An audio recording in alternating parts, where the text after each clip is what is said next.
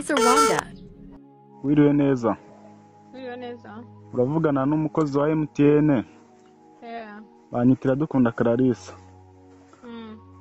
Hari umukiriya wacu aratubwira ngo ayobeje 50,000 kuri konti yanyu. Twagira ngo yamusubize.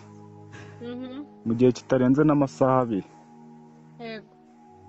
Rero mu byo kugira kunononsoza MTN neza rero turagira ngo tukubwire kode buryo tukubwiye uburyo yamusubiza. Ibyo bintu ujya kubibwira nyoko bro uza kumagiraho. Karya gashino ka nyoko mabyayasa. Na nyoko aragafite. Nyoko se we nakagera wambwaho akazi we. Ayiwe urakotoye rasira handi bro. Karya inanga za so karya gatuba ka mbwakaze karya imboro ya so. Ayiwe data we urapfuye ahubwo bagufatire hafi utarapfa. Kurire papa yoroje yo mishuno yawe dore kinyemye amafaranga cyo gapfa utabyayo. Iyo mbwira nkayo gwase ukareka kuza uteka imitwe. Bayamaye se wandaya we ko Ayiwe abateka mutwe mwabaye warasha imbogo pe. Zeba karya gashino ka nyoko. Nta muntu ugitubura umwana wa street my G. Ibyo ngibyo nibyo uri kwivugisha n'umuntu nzagutuburira.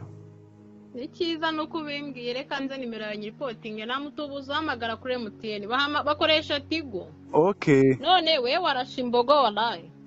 Naribi. Karya gashino ka nyoko gatuba kawe akomere wanze kuma amafaranga yanjye.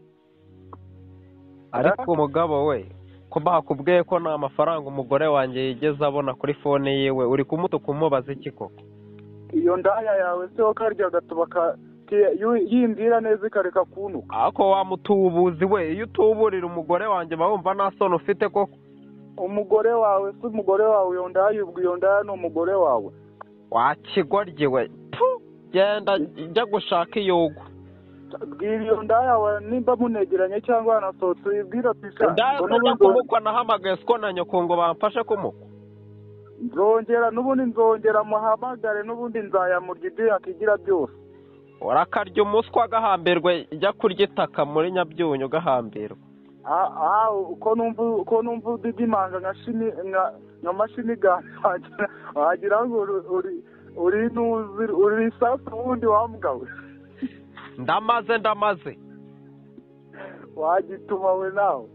Gahambirwe gakubitwe n'inkuba.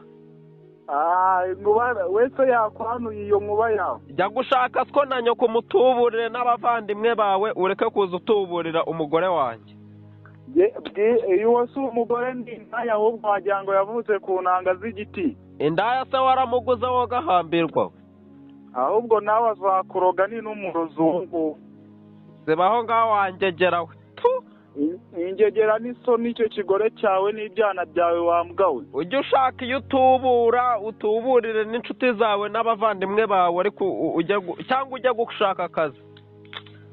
Akazi se ako mfite karaguhemba. Aka ntago ari akazi wa mugabo we.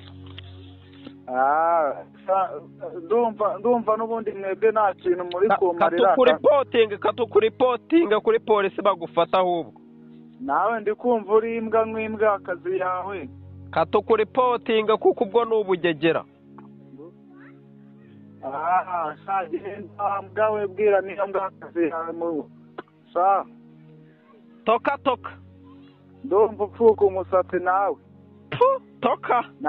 Nta kintu uba wibereyeho kimwe n'uwo mugore wawe. Gapfuka insuka ahubwo ari wowe. Bwira iyo ndaya ahubwo izaze nyirongore nyiha amafaranga. Umurongora asa yamburanye icyo wakigorye kutandusha imboro niyo wazana n'igiti cya gereveriya. Mubwira aze murongore muha amafaranga kuko ndumva ku byo muri amafaranga turayandusha wambwawuza amataje n'amamodoka mfite. Blazer Rwanda.